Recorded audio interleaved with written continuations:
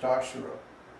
In this way, he is sitting with different living entities in different ways, and he is thoroughly enjoying the situation. This is a very good picture of Krishna. Krishna manages everything in such a way that in one activity he accomplishes many purposes. So in one and the same motion, or the one and the same moment, he's creating nice songs, and he's rolling his eyes in a certain way, teasing the gopis. And at the same time, he's antagonizing the demons so that they come and fight with him, and then they get defeated. So this is very interesting. It says, he is sitting with different living entities in different ways. So Krishna expands himself in such a way that he is present with every living entity. When we're in the material world, he's present with us as Super Soul, Paramatma, which is a Vishnu expansion of the Lord. But when we're in the spiritual world, we are directly with our Ishtadeva. And actually when we become self-realized, then Paramatma transforms into our Ishtadeva. And so even in the material world, it's like we're there in the spiritual world with him, in whatever form that we are most attracted to. You're looking at me like you never heard this before. It's just common sense, you know, and it's actually my experience also. So I'm speaking from experience, but you know, when it says here, see, it's implied in this scriptural quote. He is sitting with different entities in different ways. See, so in some devotee's heart, he may be in Vishnu form. In another devotee's heart, he may be in Narasingha form. In another Govinda, another Caitanya, another Nitai. So many forms. So according to the devotee's love, according to the type of service that the devotee wants to perform for him, then he manifests a form for each and every one of his devotees. That's why I said the spiritual world is like virtual reality. You see everything from your point of view, and then Krishna creates that reality just for each and every one of his devotees. But just see how kind he is. It's so wonderful. But the thing is that he does all these things at the same time. That's the wonderful and amazing thing about Krishna. He's performing so many activities simultaneously that nobody can understand his mentality.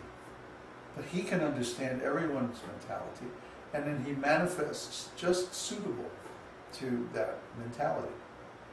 So one devotee may see him in a certain way or in a certain mood.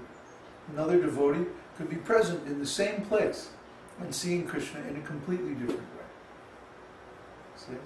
Just like the demons are seeing Krishna as being very provocative. Come on, fight. Right? And the same thing the gopis are seeing as, come on, let's dance. See? The same gesture, the same movement of the eyes, or whatever. The different devotees are seeing in different ways. And the cowherd boys are seeing, come on, let's wrestle. Let's play games. Like that. So number 16 is expert. Any person who can quickly execute a very difficult task is called expert. About the expertise of Krishna, there is a statement in the 10th canto, 59th chapter, verse 17 of Śrīmad-Bhāgavatam, wherein Shukadeva Goswami tells Maharaj Parikshit, O best of the Kurus, Śrī Kṛṣṇa cut to pieces all the different weapons used by different fighters. Formerly, fighting was done by releasing different kinds of arrows. One party would release a certain arrow, and the other party had to defeat it by counteracting it with another arrow. For example, one party might release an arrow which would cause water to pour from the sky. And to counteract this, the opposing party would have to release an arrow which would immediately turn the water into clouds. So from this statement, it appears that Krishna was very expert in counteracting the enemy's arrows. Similarly, at the rasa dance, each and every gopi requested that Krishna individually become her partner. And Krishna immediately expanded himself into so many Krishnas in order to be coupled with each and every gopi. The result was that each gopi found Krishna by her side. So, this is Hindu mythology, right? No. As they call it. This is factual. Factual. God is omnipotent. Omnipotent means he can do anything, whether it's possible or impossible. So the different descriptions of arrows and the different effects of the weapons, all these things are factual. But when Krishna left this planet about 5,000 years ago, he turned off this technology.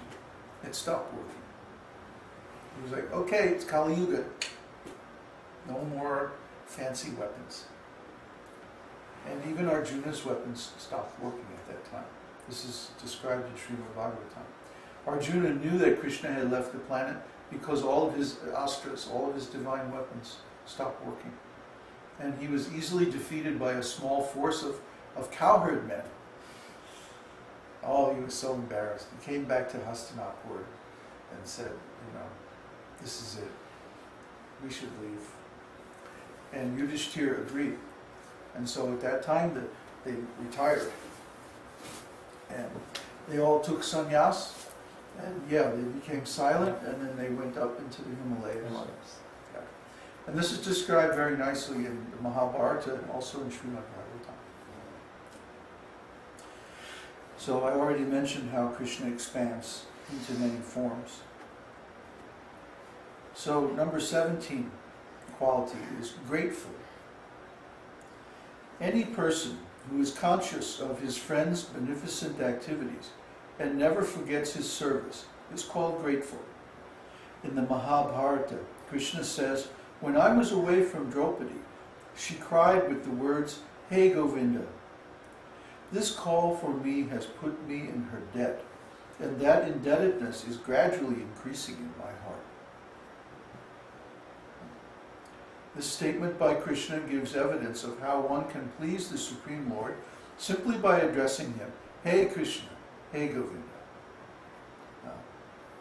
Mother Kunti, Draupadi rather, was addressing him with love. That, oh, I'm separated from Krishna, and Krishna is the source of all good fortune. So when am I going to see him again? When am I going to be again together with his lotus feet, so that I can serve him very nicely? The Maha Mantra, Hare Krishna, Krishna Krishna, Hare Hare, Hare Ram, Ram Ram, Hare Hare, is also simply an address to the Lord and his energy. So anyone who is constantly engaged in addressing the Lord and his energy, we can imagine how much the Supreme Lord becomes obliged. It is impossible for the Lord to ever forget such a devotee. It is clearly stated in this verse that anyone who addresses the Lord immediately attracts the attention of the Lord, who always remains obliged to him. I know this is a fact. I mean, this is my experience. That, because I spent some time serving Srila Prabhupada. Srila Prabhupada is a great devotee. And I posted something about this the other day. That the guru makes a promise at the time of initiation to relieve the disciple of the material existence and to give facility for that self-realization process. So Srila Prabhupada, he had established so many temples where his devotees were staying, and we were staying there free of charge, doing service, traveling, often at our own expense. But once we were there, like in India, for example, all the facilities there were free of charge, and we were simply doing service without any impediments and making lots of spiritual advancement. And then Srila Prabhupada left this world, and unfortunately his disciples did not see fit to carry out his promise, his obligation to his disciples. And so they began kicking their godbrothers out one by one, or many at a time, until now almost 98% of my godbrothers no longer stay in ISKCON. So does that mean that Srila Prabhupada's promise is no good? Well, no. Because for some time I became discouraged, but then when I again took up this service, and especially when I began this preaching work, then gradually Krishna provided just as good facility as we had in ISKCON for the service of the Lord. And now everything is there, and more is coming. It's said that when Krishna takes our offerings, he takes them with 2 hands. But when he gives the result, he gives with 10 hands.